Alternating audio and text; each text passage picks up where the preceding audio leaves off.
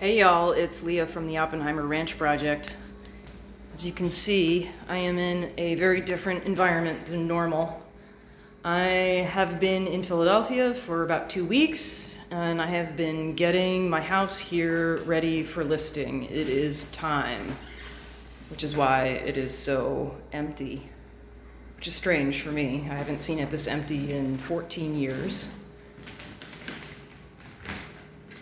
So while Diamond's been off having fun riding Can-Ams and working hard, I have been clearing stuff from this house that we're not keeping and packing stuff up, all of which is currently in the basement. And then this house will be undergoing some renovation, and then it will be listed, which frankly is pretty exciting to be wrapping up this chapter.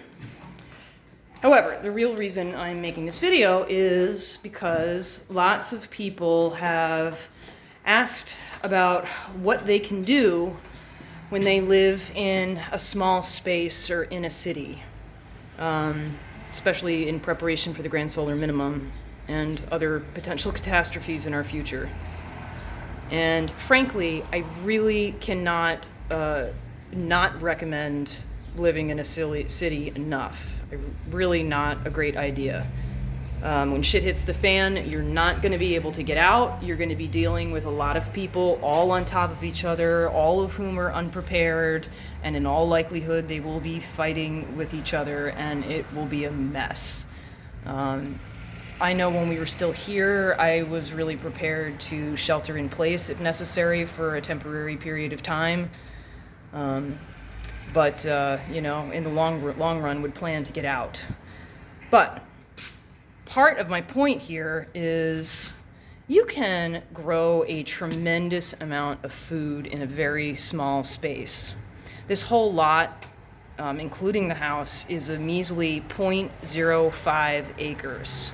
Sounds like absolutely nothing. However, you can grow a tremendous amount of food in a really small space. And that's sort of what I want to talk about here. Now, this is not currently a food garden. It's just an overgrown jungle. And frankly, in this part of the country, it has turned into a freaking rainforest.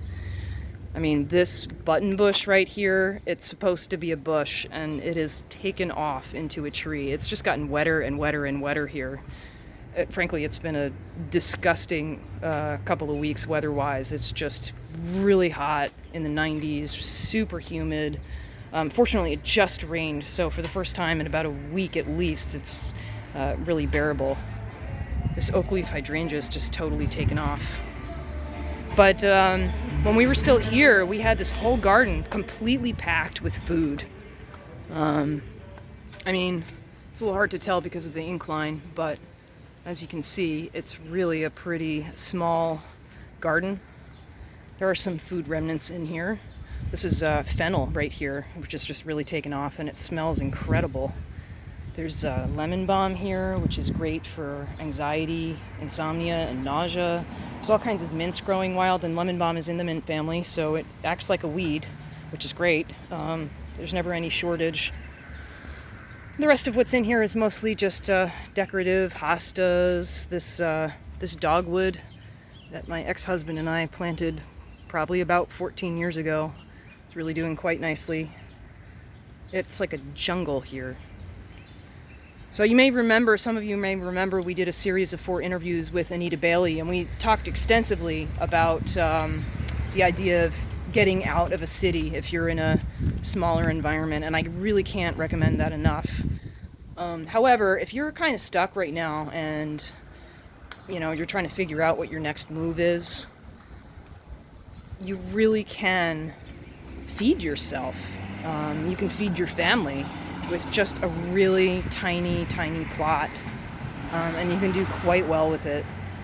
I mean, you want to be kind of mindful of your soil and check for toxins in your soil, and try to grow things that are not going to take so much of that up. But it can be done.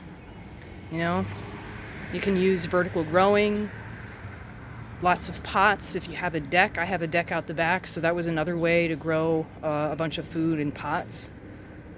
It can be done.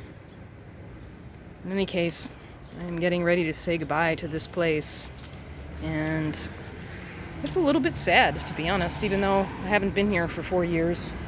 Not lived here anyway. I've been back and forth. Goodbye, house. One more trip. We come out to pack up the rest of our stuff, and then we're gone. All right. Thanks for watching. Take care. Bye.